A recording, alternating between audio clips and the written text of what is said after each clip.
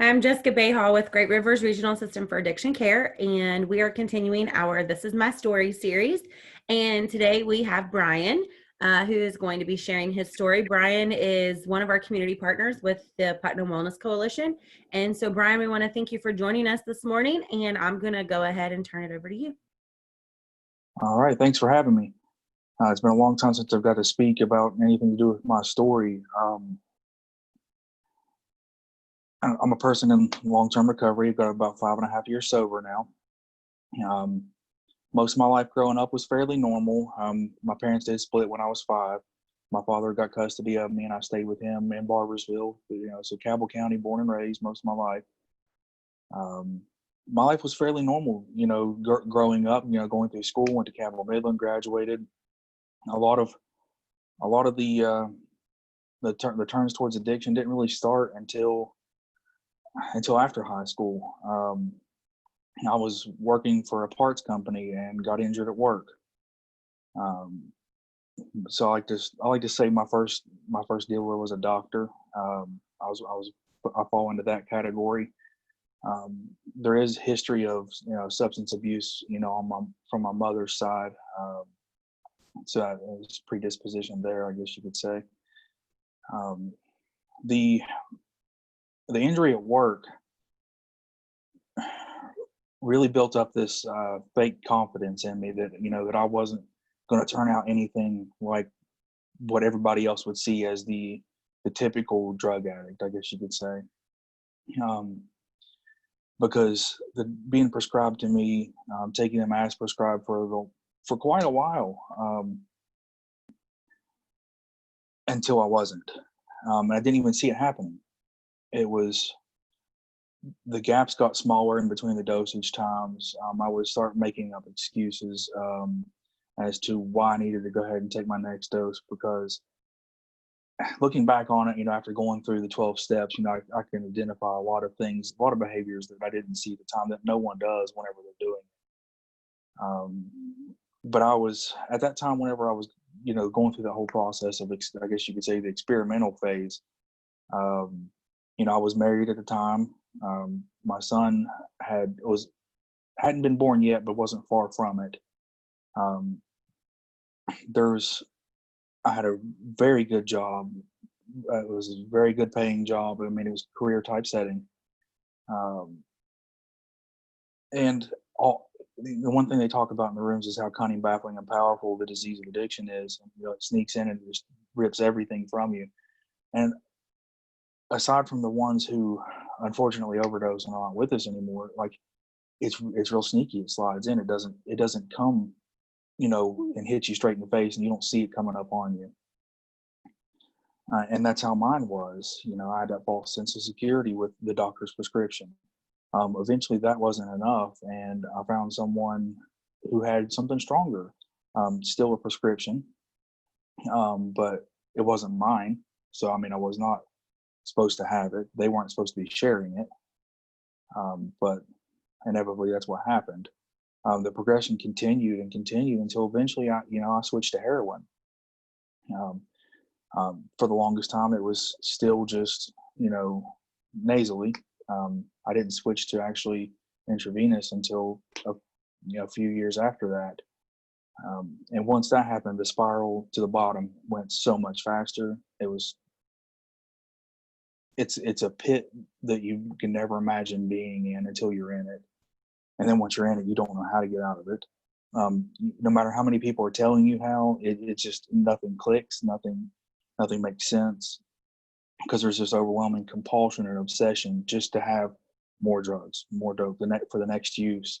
That's all you can think about, no matter who's telling you, like, here's how you do it, here's how you get out. You don't hear it. It doesn't sink in, it doesn't click.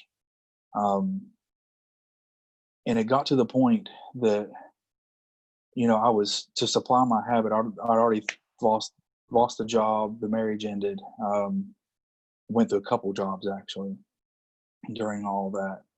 I was staying with a family member in Huntington, and because I got kicked out, and but before I moved to Huntington, I so I stole a lot of things of my dad's that weren't, to supply my habit.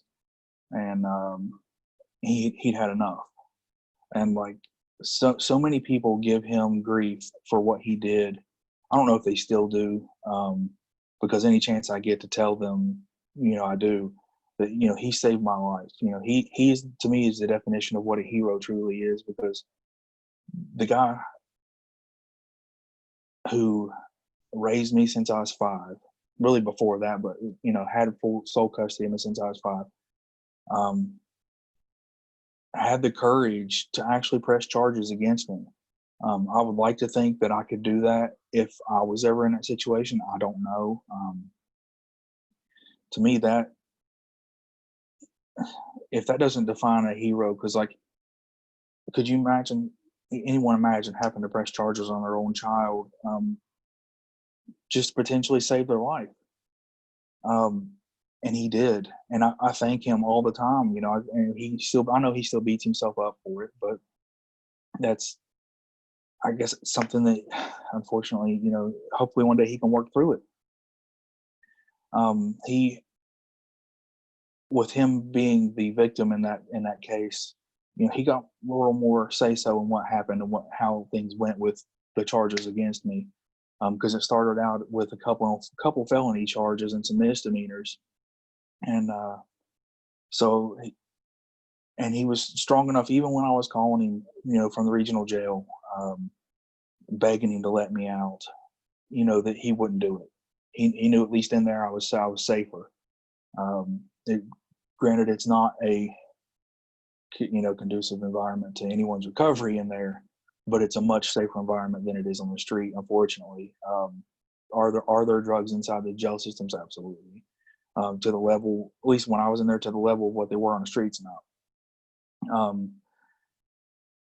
And gradually the mindset started shifting, and when I started, once I started drying out from getting all the substances out of my system long enough, and he started talking to me about like, well, where are we going to go from here? Because they can't keep you forever. I mean, they could have kept me up to 10 years, but if we didn't try and find alternative options, he got it set up to where I was able to go to Recovery Point in Huntington. So back in 2015, I got to go down to Recovery Point and entered the program there, long-term treatment. I was more scared to go there than I was to jail. And anybody that tells you otherwise that's been through long-term treatment is a liar, because that's one of the most terrifying environments, knowing that at some point you're going to have to dig in and really look at yourself. It ended up being one of the best things that ever happened to me. I went through there. I completed the program. I got hired on as staff.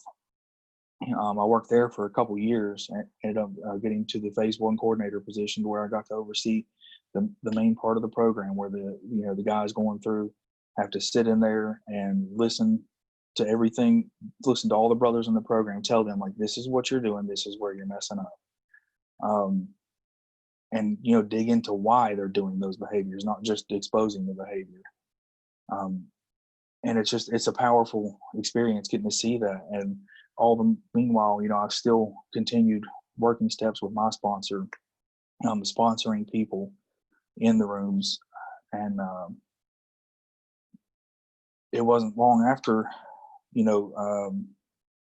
somewhere around that time point, that whenever Recovery Point in Charleston, started getting ready to open the women's facility, and the crew that came in to open that facility is, I ended up meeting my now wife. She was the phase 1 coordinator for that facility, and then ended up being the director after Rachel. And, so my wife's in recovery. I'm in recovery. I have 50-50 custody of my son today. I have a healthy relationship with his mother. It's really weird, like, because a lot of people, you hear all the baby mama drama and the fighting back and forth. And thank God we don't have that. It's almost weird, because there's almost an uncomfortable level of the relationship between my wife Anna and his mother. Like, they just chat back and forth all the time. Like, I'm grateful for it, but like, it's it gets weird for me sometimes. But I'm just, happy to have that and not have that drama in my life. There's, you know, after I worked there for a couple of years, I started getting the opportunity to come up to the coalition meetings in Putnam County, and that's where I met the previous executive director, Michelle, and I started getting to attend some of that and do a couple things on behalf of Recovery Point with the coalition, and I got to really shift my perspective of seeing, like, I've got a son about to enter the school systems, which he is now, but when I was looking at the coalition, like, I want to do what I can to make sure that he has a healthy environment growing up in the school systems. And if he's not in a healthy environment, I want him to be equipped with whatever he needs to make sure that he can go through it and have the coping skills that he needs to do. And I wanted to be a part of that. There's so much I've learned since switching from the treatment field to the prevention field, that's just opened my mind to things I didn't think were possible. The same way when I went into treatment, I didn't think anything like that was ever possible. So I had to approach it with the open mindset. But there's a lot of things that I've omitted from this because I know it's going to be completely on the internet, and some of it I'll only share within the rooms of like AA, and that's for my own personal reasons. Anyone in recovery also understands that, I know. I can't stress enough, like, I keep always going back to how big of a hero my dad is to me, because he saved my life, and it's just, to the naysayers against him, it's just like, until they're in that position, I don't want to hear it from them, honestly. But it also gives me an opportunity to just sit there and say, because a lot of them are blown away whenever I sit there and tell them that he saved my life. I'm grateful that he did that, because I wouldn't be sitting here able to share this story today had he not. It wasn't roughly 3 or 4 months after I was picked up by the police that first batch came down from Cincinnati with all the carfentanil in it, and Huntington had their 20 some overdoses in like 4 hours. I just missed that by a matter of a couple months, and so there's a pretty good probability I would have been one of those statistics. So today, like, I'm just grateful to be able to be a part of the prevention field, still have connections to the treatment field, and just continue to carry the message of hope and share it when given the opportunity, even though it's terrifying. Even sitting here doing it for this is my story. But a little over 5.5 years sober and still going. The biggest thing I want to say to anyone is just don't give up. If you got a loved one you're trying to get into recovery, just don't give up. Love them. You may have to love them from a distance, but love them, and don't be afraid to give them a little tough love.